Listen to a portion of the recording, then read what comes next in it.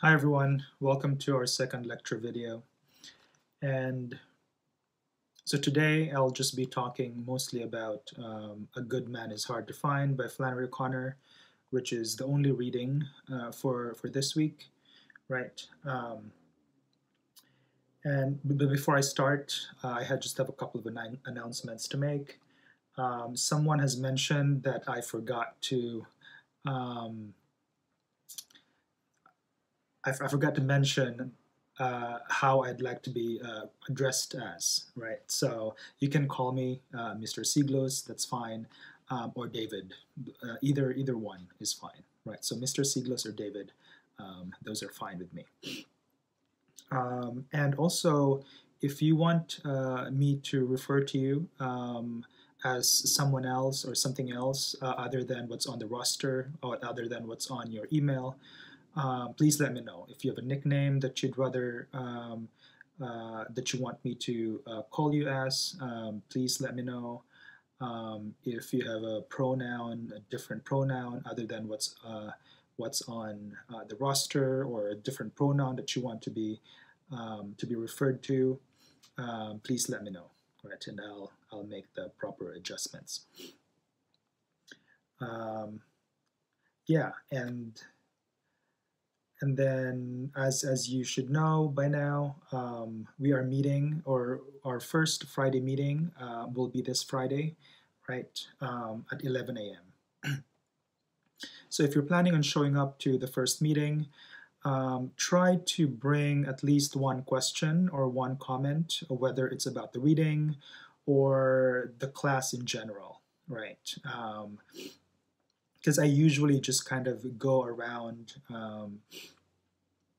the class and ask each one for questions or comments, and then I address them, right? And then we can kind of talk about the reading as a class also after that, right? So, but I mean, like, it's not like a big deal. Like, you don't have to like bring, some big question or some serious question, right? It can be literally about anything, right? What's going on? I don't get the story. Can you tell me what happened in the story, right? It could be as simple as that, right? Um, so no pressure on the questions, right? Just whatever you can think of. And then lastly, um, the reading response, right, is due on Sunday. So the same format as the first assignment, the same word count, right, which is 300 to 400 words, and um, yeah, it can be about whatever that you find interesting in the story, right? Characters or the plot, or a specific scene. I usually would just for a short uh, reading assignment like this, or a short response like this, right? You can't really talk about everything. And so what I would suggest is just picking a scene, right? And then just talking about that, what's going on there, and why you find that scene interesting. So that could be one way to do that. But, it doesn't really matter as long as the only reason I do the assignment is I want to know that you've read, right, the assignment. And so as long as you can prove that to me by writing about something in the story, then you get all the credits, right? So as for this assignments and reading responses, right, it's all or nothing. If you give me something, you get all credits, right? As long as you're following the 300 to 400 word count, right, or whatever length I tell you. Yeah, you give me something. It doesn't matter what you say or what you talk about. You give me something, you get all the credit. You don't give me something, then you don't get any credit, right? So it's as easy as that. All right, so I think that's all the announcements that I have for now, and I'll just move right into the story. All right, so A Good Man is Hard to Find. A Good Man Is Hard to Find is a short story, right, by Flannery O'Connor. Flannery O'Connor is an American novelist and short storyteller, short story writer, right. She's really known mostly for her short stories, other than her um, she's known more, I think, for her short stories than than her novels. She has two novels, and if I'm not mistaken, she also has two collection of short stories. Um, but but yeah, I think she's known more for her short stories than her novels, right? So she was born in March 25th, 1925, right, and then she died in 1964 at the age of 39. She died young because she suffered from lupus in sort of her mid to late 30s, right? And yeah, so she died young, and she spent most of her later life, right. Just she was born in Georgia, kind of grew up in Georgia, in the South, and then she spent most of her later life back in Georgia, right, where her mother sort of took care of her until her sort of in during her dying days, right. She she she got her degree in creative writing at the Iowa Writers Workshop, right, at the University of Iowa, um, and the Iowa Writers Workshop is probably the most well known, the most prestigious kind of creative writing program in the country right now. Other people might disagree with that, but I think it might be, if not the, I think it might be the most well known, right? Whether it's the best or not, that's a subject for argument. But I think it's probably the most well known, right, in terms of creative writing, um, creative writing programs in the country, right? So she has this kind of background of being surrounded by great writers and working with great writers, right? And and she's also known for a style that's called the Southern Gothic, right? Which kind of it's sort of it has that quality um, of that shift, right, from comedy to tragedy, right? Gothic. Her descriptions are sort of um, she likes describing sort of decaying things, right? Or she likes to describe sort of tragic things or sort of disgusting things, right? Um, but she describes it in a way that also makes it almost funny, right? If not funny. Um, and so yeah, and so her style has been described as Southern Gothic because she sort of grew up in the South, and this is also during the time when she was writing during the 50s and 60s. Right, this was the time of desegregation, the civil rights movement, right, which means that there were a lot of changes in the South. Traditions were being questioned. Um, New ways of thinking, right, about race, about inequality, and segregation. All these things, right? All these traditions, racist traditions, right, are started, are being questioned, are being sort of legally challenged, right?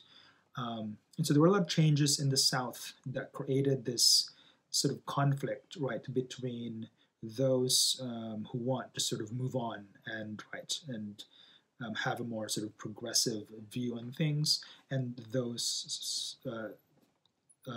usually, right, older people who tend to cling on to sort of tradition and old ways of doing things, right? So there is that conflict, right, that I think she sort of you can sense it, right? You can see it in her stories. Yeah, so I think that's probably enough introduction about her. If you decide to, this is another thing, right?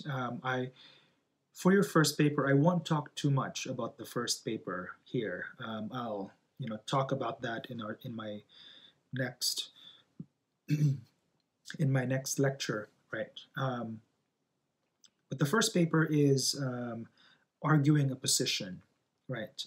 And so for that first paper, I will let you either write about a good man is hard to find, right? Or you can pick, your own subject that you can, sort of write about, right? But as long as you're arguing a position, right? And the idea about arguing a position is really, you pick an issue and you identify two opposing views about an issue, right? And then you pick one side, right? And then you defend, you argue for that side. This position is right because A, B, and C, right? So that's the idea for the first paper, and obviously I'm going to talk more about that later on, or in the next video. And so you can start if you want to write about this short story, right? Start thinking about themes, right? About issues that is being tackled, right? In the story, and then identify opposing views, right? And then sort of see which side you want to defend, right? So that's something that you can start thinking about just by reading this story. But for this lecture, I just want to focus on what's going on in the story, sort of what themes might be included in the story, right? And so on and so forth. I won't talk too much about how you can sort of use this in your first essay, although I'll kind of mention a couple of things. So any lecture of stories, I usually start by reading the first sentence or the first paragraph, right? Because that's usually where you can see foreshadowing. You can see it's sort of the first sentence or the first paragraph. Usually, kind of it's the hook, as they call it, right? Although I don't like that word, hook, but it works, right? It's supposed to kind of tickle your attention, right? And so it should be interesting. It should sort of carry something about the story, right? It should tell you about what's going to happen later on. So I like to read the first sentence or the first paragraph to kind of get a sense of what the story is, right? So I'll just read it.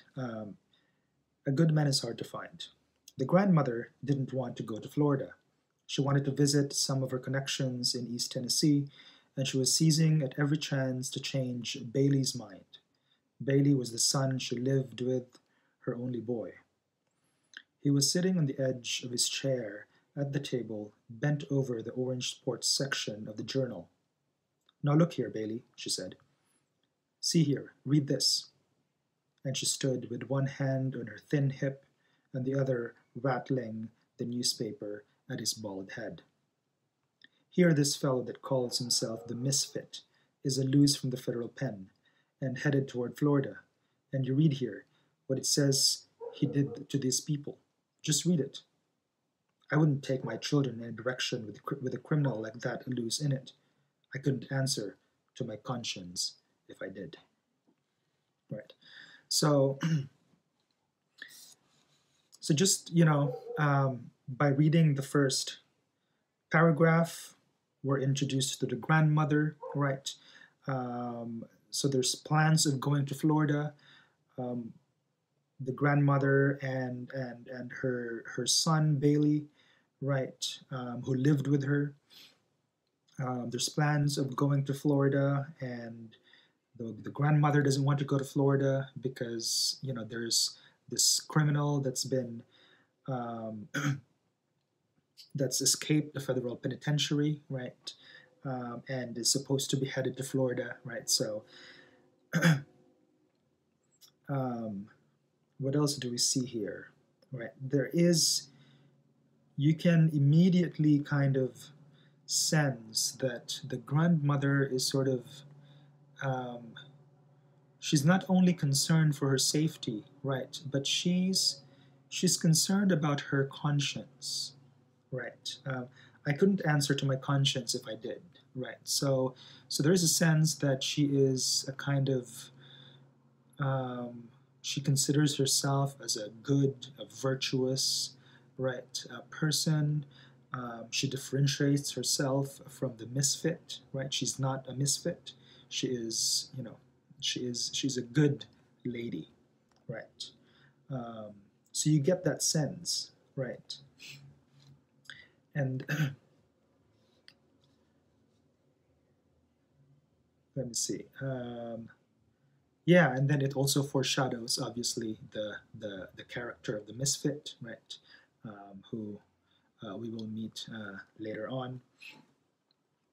And then the second paragraph, Bailey didn't look up from his reading, so she wheeled around then and faced the children's mother, a young woman in slacks, whose face was as broad and innocent as a cabbage, and was tied around with a green headkerchief that had 2 points on the top like rabbit ears. She was sitting on the sofa, feeding the baby his apricots out of the jar. The children have been to Florida before, the old lady said. You all ought to take them somewhere else for a change so they would see different parts of the world and be broad. They never have been to East Tennessee. Right. So we're also introduced to the children's mother, to John Wesley and June Starr, the children. We're also introduced to Pity Singh, the cat, right? But notice on the second paragraph, right, the way that O'Connor describes the children's mother, Bailey's wife, right? So Bailey didn't look up from his reading, so she wheeled around then and faced the children's mother, a young woman in slacks, whose face was as broad and innocent as a cabbage, and was tied around with a green headkerchief that had 2 points on the top like rabbit's ears. Right. So this is what I'm talking about, right? Of how she has a weird way, right, of describing her characters, right? The face is broad and innocent as a cabbage, right?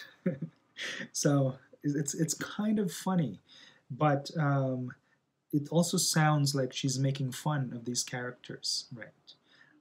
So that it's worth thinking about, like why is she making fun of these characters, right? Like what kind of characters is she portraying by describing them this way, right? Um, yeah, so just on the first page, right, we get also a little bit of tension, or towards the end, right? The next morning, the grandmother was the first one in the car, ready to go. She had her big black valise that looked like the head of a hippopotamus in one corner, and underneath it, she was hiding a basket with Pity Singh, the cat, in it.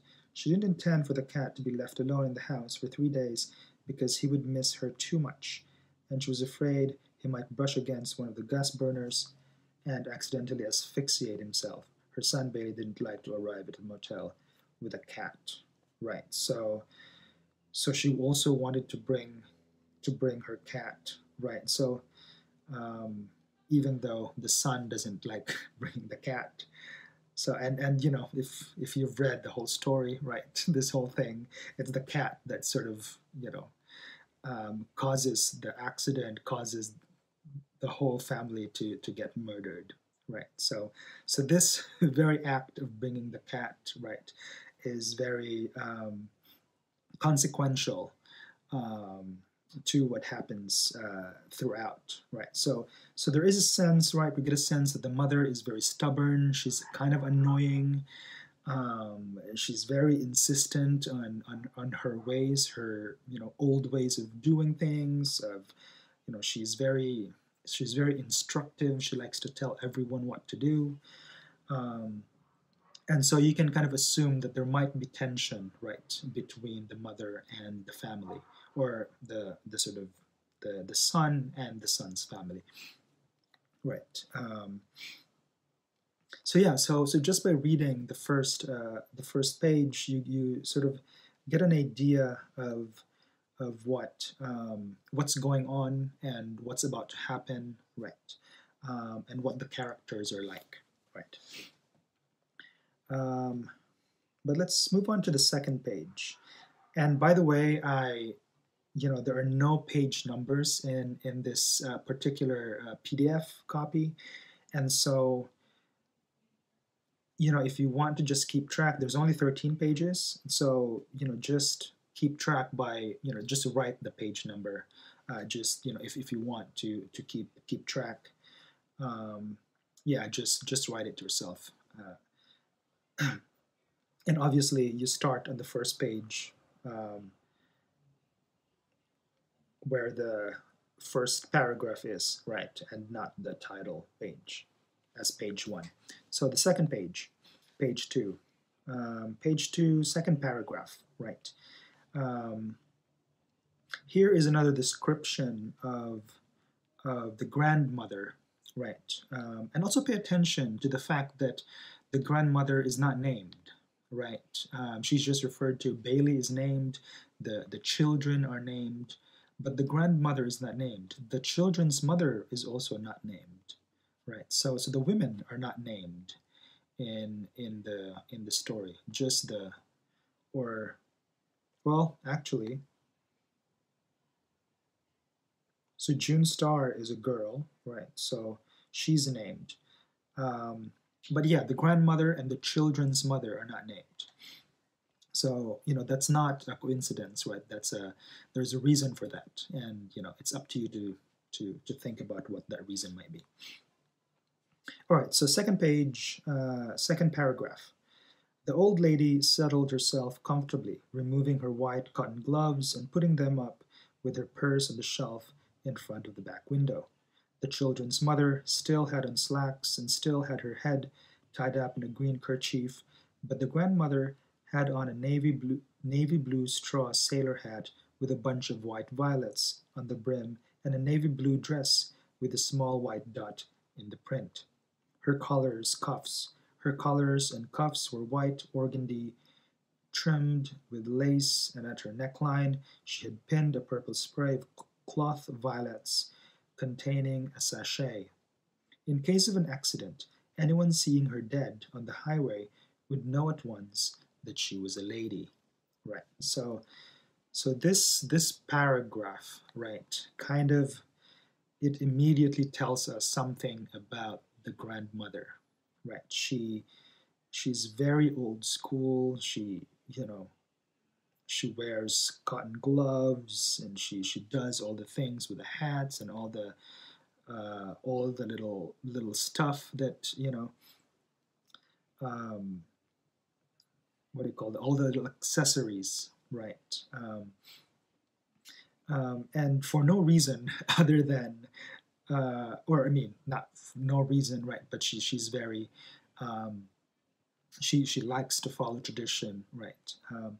But also in the back of her head, right? In case of an accident, anyone seeing her dead on the highway would know at once that she was a lady, right? So she's the kind of person that is very concerned about how she's perceived by other people in society, right? She's very concerned about her looks. She's very concerned about how people will think about her, right? So that's another way, right, of kind of learning about about the character, right, of the mother. or the grandmother. Um, okay, let me see here.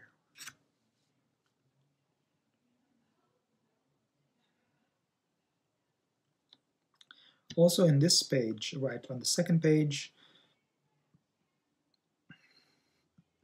as well as the third page, we see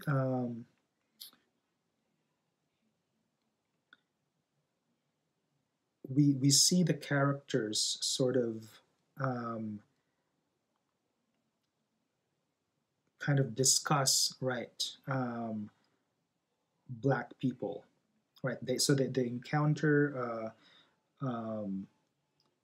a black child while they were driving, right? And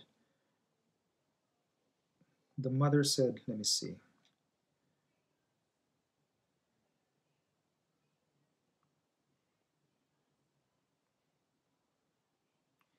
Right, so on the bottom of page 2, oh, look at the cute little pickaninny, she said, and pointed to a Negro child standing in the door of a shack. Wouldn't that make a picture now? She asked, and they all turned and looked at the little Negro out of the back window. He waved.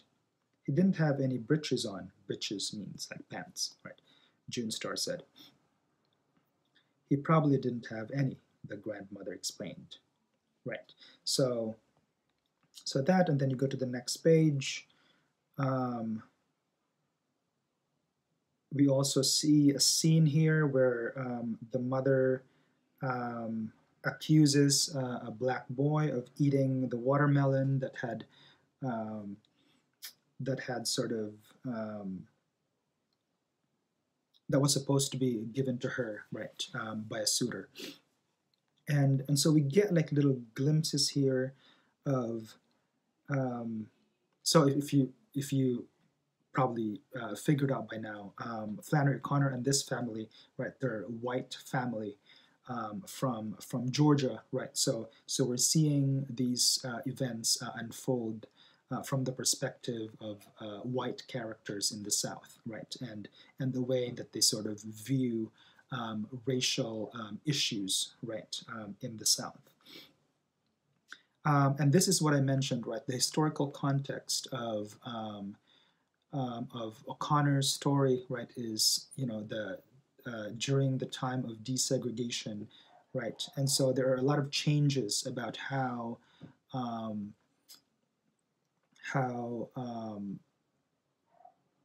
sort of black people, right, were treated.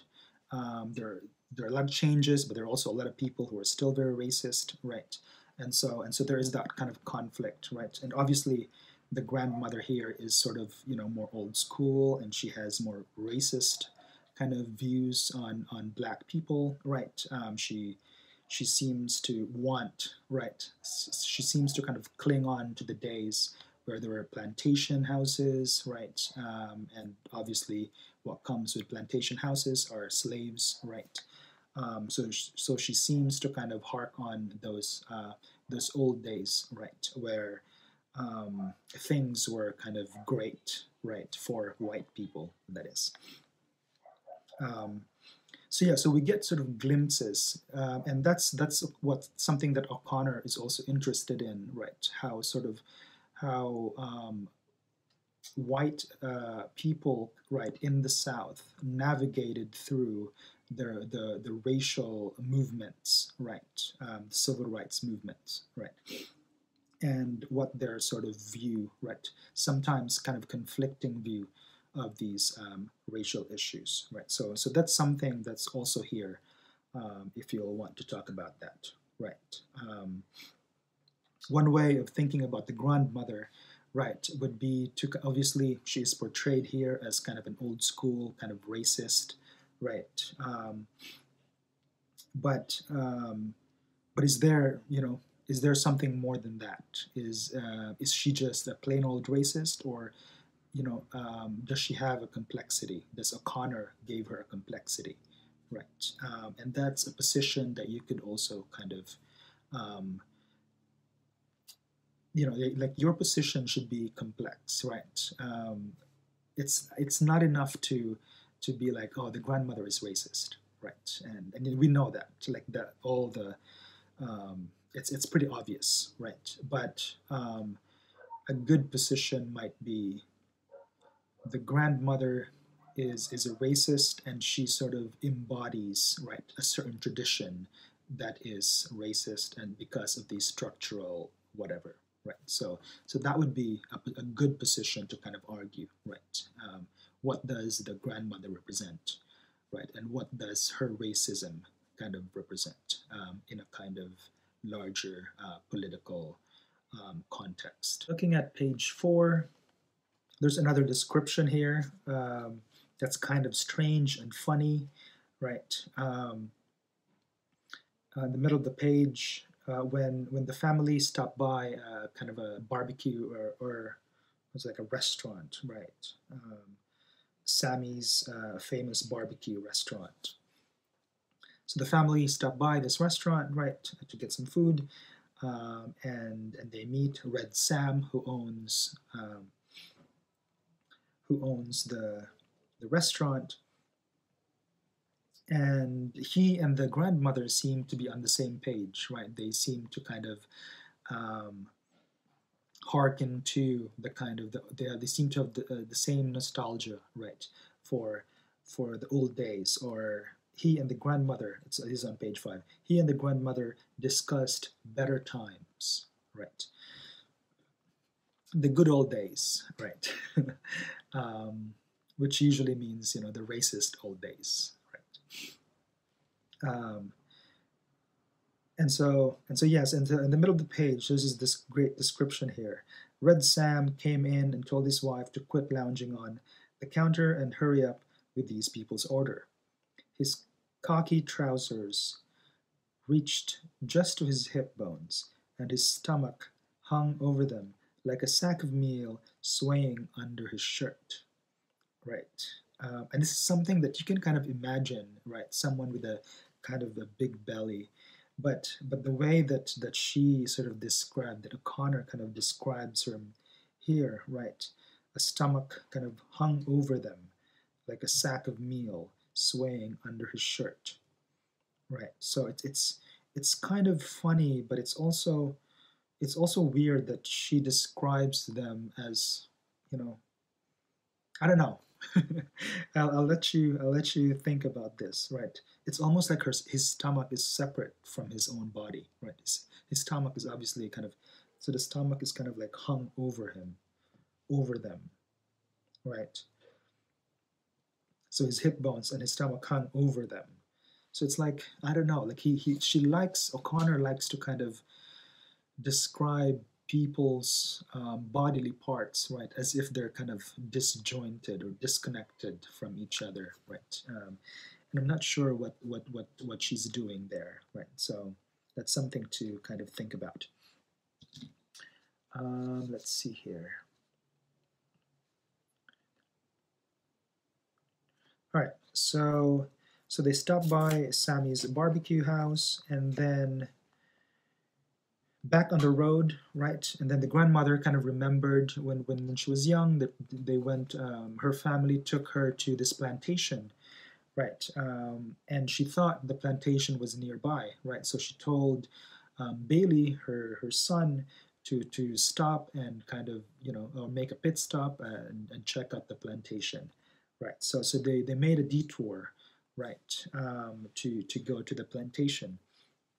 So this is the move, right? Another kind of tragic move that the mother does, or the grandmother does, right?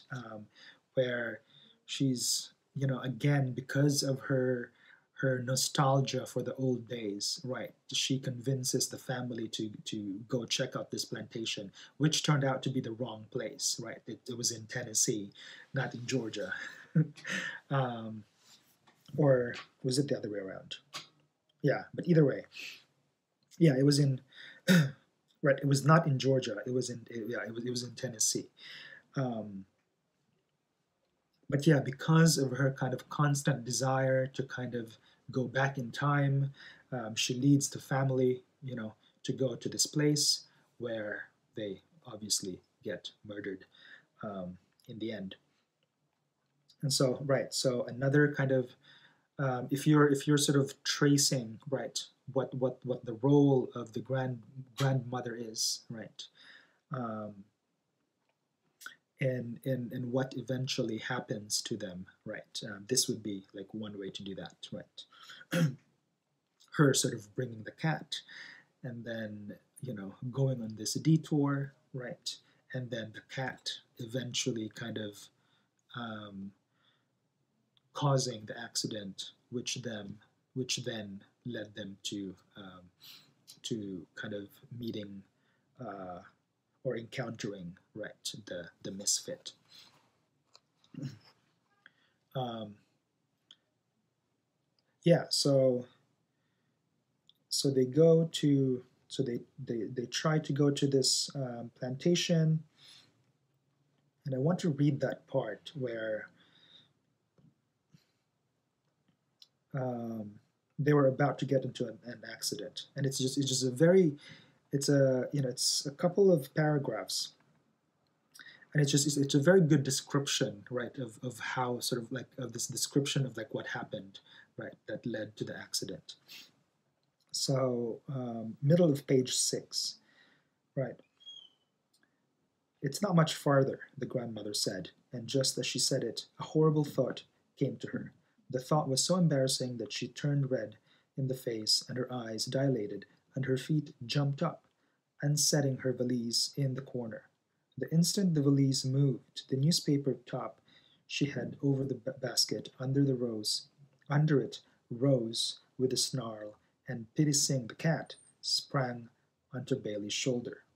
The children were thrown to the floor, and their mother, clutching the baby, was thrown out the door onto the ground.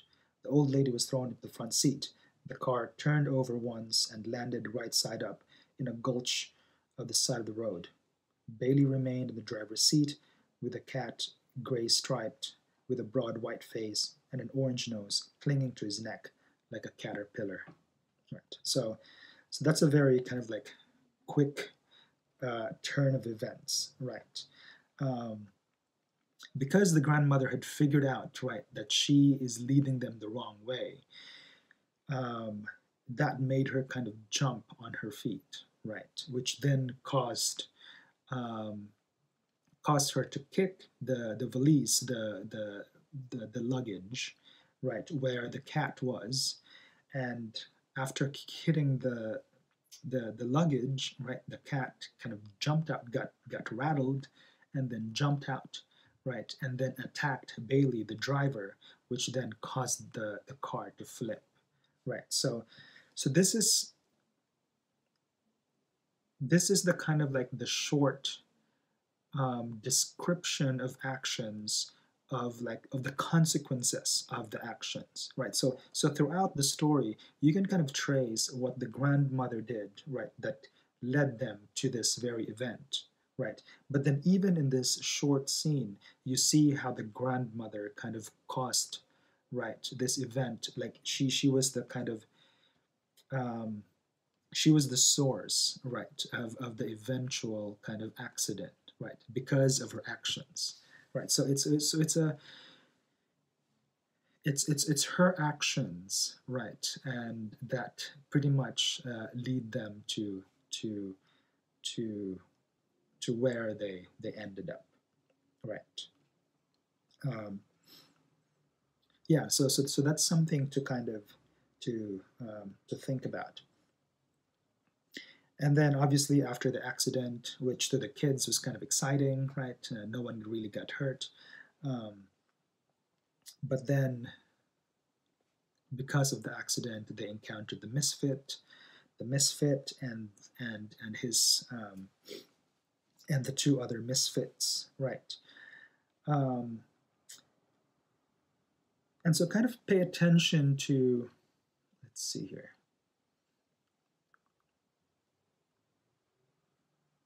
So when we encounter the misfit, right, he seems to kind of um, he seems to portray himself, right, as a victim of circumstance, right. So So there is a way in which, yeah, he's a misfit, right? And he eventually kills all these people. He's probably killed a lot of people before, right? But when he's in a conversation, right, with the grandmother, he's kind of we get us we O'Connor, right, kind of shows us the context of the misfit, right? How he was just kind of like a regular citizen back then, and he did all of these jobs. He had like regular jobs, right? And then eventually he did something we don't know. It's not. She doesn't tell us what exactly he did, right? That caused him to be put in prison, right? And then being put in prison in the penitentiary, right? That sort of just ruined his life. That kind of cost everything, right? To his life just kind of went downhill after that, right? But notice on page 9, right? I ain't a good man, but I ain't the worst in the world neither, right? So she kind of he defends himself, right? And why he seems to blame um, I don't know, like the institution of the prison institution, right? Maybe the religious institutions that condemn people like him, right? Um, whatever right kind of institution that condemned him, that led him, he seems to blame them, right? To um, um, blame them into like why he ended up becoming the killer, right? That that he became, right? And so that's another thing, right, that you can kind of argue about, right? Because O'Connor doesn't only give us a bad person, right, or a bad murderer, right? He or O'Connor, she seems to want us to consider him, right, the murderer, um, and sort of the context, like why did he become like that, right? What is and notice too, right, the misfit is not named. The two other guys that's with the misfit, um, they were named, right? What was their name? Let's see, Bobby Lee and someone else. Hiram, right? Hiram and Bobby Lee. They were named, right? But the misfit is not named. He's just a misfit, right? So there might be a way. There's a parallel, right, between the misfit and the grandmother, right? They're not named, so maybe that's because they stand in, right? They represent a larger kind of problem rather than a single person, right? So that might be another position, right? Defend the misfit. How can you defend the misfit? Right? I think there are a lot of ways that you can, and that might be a position that you'll want to argue about, right? Um, and then lastly, right towards the end, there's a lot of obviously the Bailey got shot, right, and then the rest of the family got shot, and the grandmother, right, towards the end get shot, and also like notice how the grandmother got shot, right? I mean, I feel like she was gonna get shot anyway, but um, okay, so I'll read it. She saw the man's face twisted close to her own, as if he were going to cry, and she murmured, "Why, you're one of my babies. You're one of my own children." She reached out and touched him on the shoulder. The misfit sprang back as if a snake had bitten him and, and shot her 3 times through the chest. Right. So she sort of she's trying to negotiate with the misfit, and she's kind of flattering him and telling, "Oh, you're my baby, right? You're one of my children, right? You're not a bad person."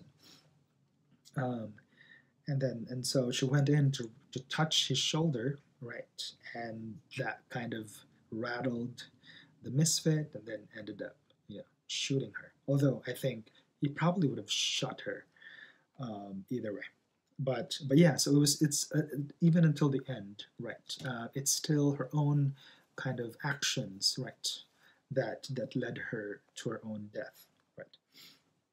Um, and so, yeah, so there is a sense that this story is very interested not only about how kind of like what the philosophies are of also, something that I want to mention is that O'Connor was a devout Catholic, although she was very, she's critical and she has a kind of ironic relationship with religion, right? She sort of makes fun of her mother for being too religious, right? But she herself, right, practiced her Catholicism, right? And so you can see kind of a religious imagery, right? The snake, right? You see a lot of religious imagery here because of that background, right? And so there is a sense that there is a religious or philosophical kind of idea, right, a moral being told here. But there's also a sense that, this is a very physical, or it's a story that deals with actions and the consequences of actions, right? As opposed to just kind of like some philosophical idea, right? Um, that there is a problem with ideas and philosophies, right? But there is also a problem with actions and how those philosophies get acted, right, by people. So that's also something, right, to think about, and how she sort of how O'Connor, right, portrays the idea of actions and the consequences um, of actions, right, and the kind of infamous, right, uh, sentence in this whole story, right. She would have been a good woman, the misfit said, if it had been somebody there to shoot her every minute of her life. Right. What does that mean? um, yeah. So I think that's it. I hope you enjoyed reading the short story, and I look forward to discussing it with you on Friday. All right. Please email me if you have any questions. Bye for now.